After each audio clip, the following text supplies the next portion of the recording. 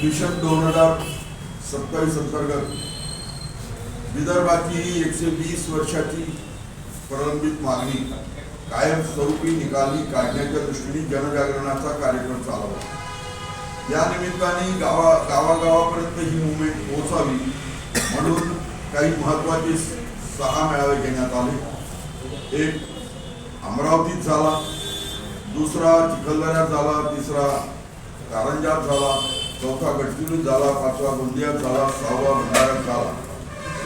अशा तऱ्हेने जनजागरणाची मोहीम सुरू आहे आणि शहरी भागामध्ये पुनश्च या चळवळीच्या बाबतीतली सगळी माहिती घराघरापर्यंत जावी या दृष्टीने म्हणून 22 तारखेला 22 फरवरी 2025 ला विदर्भ चंडिकेला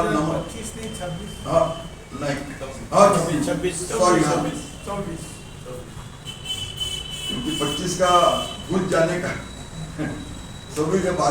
22 फरवरी 2026 ला आम्ही लॉंग मार्च काढतो। तो विदर्भ चंडिकेला नमन करून विदर्भ चंडिकेपासून निघून तो इतवाऱ्यातून गांधीबागेतून नंगापूरला होतो, तो कामगार चौकात येईल आणि इथे कामगार चौकानंतर महालमध्ये चिट्टीस पार्कला 12ला निघेल आणि दुपारी 2 वाजता जाहीर सभेत त्याचं रूपांतर होईल। या निमित्ताने आम्ही जनतेपुढे हे आणू इच्छितो की हे महाराष्ट्राच्या सरकारची दयनीय स्थिती झाली आहे।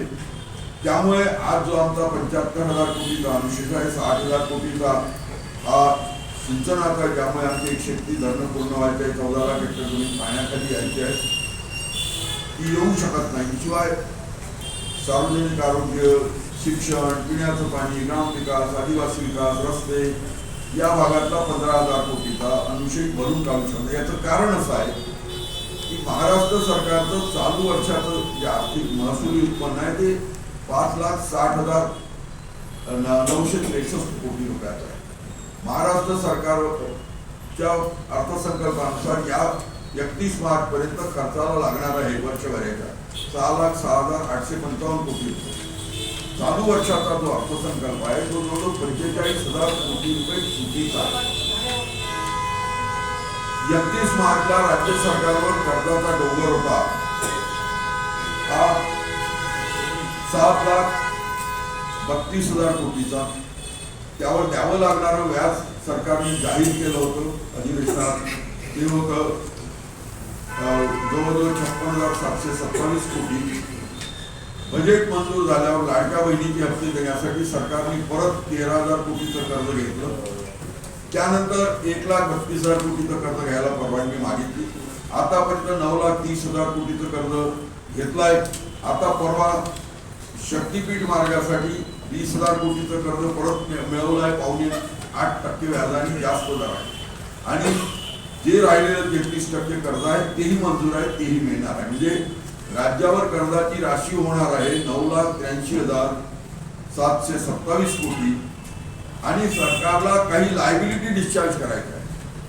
उदाहरणार्थ सार्वजनिक बांधकाम खात्याचे 10 महिन्यापासूनचे बिल प्रलंबित आहे ते 40,000 कोटीचे, इरिगेशन आणि जलसंधारणाचे 13,000 कोटीचे, शिवाय जलजीवन मिशनचे 12,000 कोटीचे, शिवाय ग्रामविकासाच्या विशेष योजनांचे 18,000 कोटीचे, नगर विकासचे 4,000 कोटीचे, शिवाय निवडणुकी आधी मागच्या ग्रामविकास जिल्हा परिषदेला परत 6,000 कोटीची कामं दिली आणि 2,000 कोटी रुपये 2,516 कोटी रुपये डीपीसीचा जो जिल्ह्याच्या 29% निधी असतो, गावाला जोडणारे रस्ते, वाडी पाईपलाईन, वाडी पोल, शाळा, अंगणवाडी, समाज मंदिर किंवा ठक्कर बाप्पाचे रस्ते यासाठी जिल्ह्याला जो निधी असतो तो आणि 36 जिल्ह्यातल्या आमदारांचे आमदार निधी आहे तो 10 महिन्यापासून आमदार निधी झालेली कामं आहे ती 2,516 कोटीची असे टोटल लायबिलिटी आहे 95,732 कोटी। जर का कर्ज आणि या लायबिलिटी जोडल्या तर ते जवळजवळ 10,59,459 कोटी होतात। म्हणजे ब्रह्मदेवाला मुख्यमंत्री केलं आणि 100 वर्ष महाराष्ट्रात राहिलो तरी विदर्भाच्या समस्या सुटू शकत नाही, कारण सरकार दिवाळखोरीत निघालाय. मलाही मुख्यमंत्री म्हणते की नाही नाही, आमची फिस्कल डेफिसिट किंवा जी काही राजकोषीय तूट आहे ती 3.25% आहे, आम्हाला 3% जाता येते. हे काही कोण्या शहाण्या माणसाला सांगायची गरज नाही आणि अशा स्थितीमध्ये आमचा अनुशेष भरून निघू शकत नाही. म्हणून ही आम्ही ठरवलं की 120 वर्षाची लढाई 2027 साल संपण्यापूर्वी कायम निकाली काढायची. आम्ही हे सगळे मेळावे घेऊन जे जिल्हे राहिले त्याचे मेळावे घेऊन जनजागरण करू.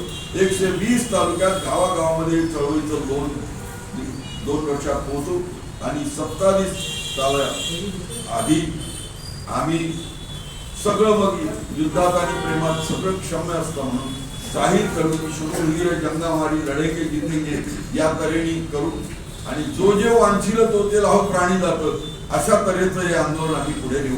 या तऱ्हेच्या नियोजनासाठी हा शहरी विभागाच्या जागृतीसाठी मेळावा आहे.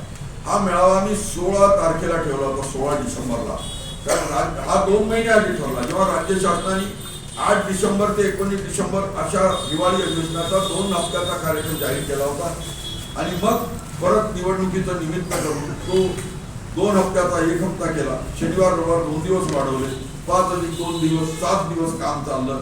काम काय चाललं तुम्हाला माहिती आहे, यानं गद मारलं, त्यांनी घोडं मारलं, याच्या पलीकडे काही काम झालं नाही आणि 75,000 कोटीच्या विक्रमी पुरवणी मागण्या मांडण्यात आल्या असं हे चित्र आहे आणि यामध्ये विदर्भाला काही मिळालं नाही.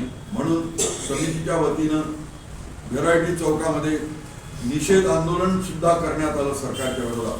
आज आम्ही एक अजून महाराष्ट्राचे माजी मुख्यमंत्री आणि उभाटाचे अध्यक्ष माननीय उद्धवजी ठाकरे यांनी म्हटलं आहे की बा आम्ही विदर्भाच्या मागणीला आमचा विरोध आहे, विदर्भ होऊ देणार नाही. देणारे कोण होते? म्हणून आज आम्ही त्यांच्या निषेधाचा ठराव पण पारित केला आहे.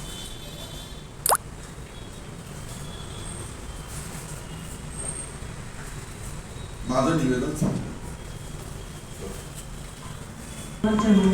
त्याच्यामध्ये मेळघाटपासून गडचिरोलीपर्यंत जे पण सर्व बंजारा बांधवांचे लोकनृत्य किंवा लोककला जी संस्कृती आहे इथली आदिवासी लोकांची आदिवासी नृत्य म्हणा किंवा बंजारा नृत्य हे सर्व लोक येणार आहेत आणि सर्व लोक त्यांची संस्कृती प्रदर्शित करणार आहेत. जेणेकरून याच्या मागचा उद्देश फक्त एवढाच आहे की या संपूर्ण विदर्भामध्ये जे काही दडलेलं आहे, ज्या आदिम बांधवांची लोकसंस्कृती आहे ती दडलेली आहे, ती लोकांपर्यंत येत नाही. अधिवेशनापर्यंत एखादा लॉंग मार्च आला, पायी आले आणि परत जातात, मात्र त्यांचं सांस्कृतिक झाकी आहे त्याच्यामध्ये कधीच नसतात. आणि म्हणून या लॉंग मार्चमध्ये पहिल्यांदा या प्रकारचं मेळघाटातील गद्दी सुसून असेल, डोलार असेल किंवा बंजारा नृत्य असेल आपल्या बांधवांचं किंवा मग गडचिरोलीमधले काही लोकनृत्य असतील तर ते सुद्धा त्याच्यामध्ये झाकीच्या स्वरूपामध्ये आपल्या समोर येतील. जेणेकरून सगळ्यांना माहिती होईल की या विदर्भामध्ये एवढा मोठा जनसमूह हा राहतो आणि त्याच्या माध्यमातून परत एकदा विदर्भ जाणून घेता येईल आपल्या सगळ्यांना.